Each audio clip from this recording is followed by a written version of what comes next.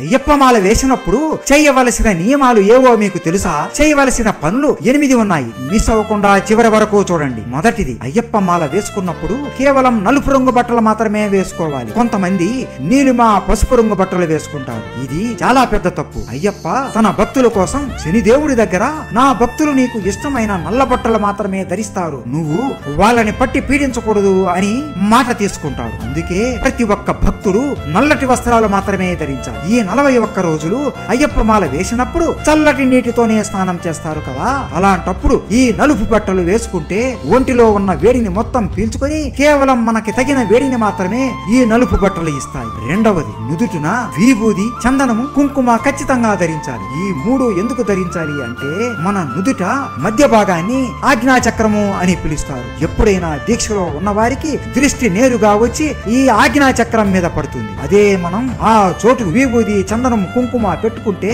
ఏ దృష్టి అయినా మన మీద పడకుండా ఒక కవచములాగా కాపాడుతుంది. అందుకే మాల వేసుకున్న ప్రతి ఒక్క రోజు నుదుటి మీద విభూది, చందనము, కుంకుమ ఖచ్చితంగా పెట్టుకోవాలి. మూడవది, చల్లని నీటితోనే 2 పూటల స్నానం ఖచ్చితంగా చేయాలి. 2 పూటల చల్లటి నీటితో స్నానం చేయడం వలన బ్రహ్మచర్యాన్ని పెంచుతుంది. రోజుకి 2 సార్లు చల్ల నీటితో స్నానం చేయడం వలన మన మనస్సు అసలు శృంగారం వైపు లేదా కామం వైపు వెళ్ళదు. తెల్లవారుజామున 4 గంటలకి ప్రాణవాయువు మనకి పుష్కలంగా ఉంటుంది. అలాగే చల్ల నీటితో స్నానం చేస్తే నాడి కూడా శుద్ధి కలుగుతుంది. నాలుగవది, అయ్యప్ప స్వాములు ఈ 41 రోజులు కేవలం ఒక చాప లేదా ఒక నేల మీద అయినా పడుకుంటారు. ఎందుకంటే మీరు ఎప్పుడైనా నేల మీద పడుకుంటే మీకు కావాల్సిన నిద్ర మాత్రమే పడుతుంది. అదే మీరు పరుపు మీద పడుకుంటే అతి నిద్ర, సోమరితనం ఉంటుంది. ఇలా నేల మీద పడుకోవడం వలన మన వెన్నుముక కూడా నొప్పి వేయకుండా చాలా ఆరోగ్యంగా ఉంటాం. ఐదవది, ప్రతి ఒక్కరూ శరణఘోష తప్పకుండా చేయాలి. ఇది చాలా అంటే చాలా ముఖ్యమైనది. ప్రతి ఒక్కరూ ప్రతి పూట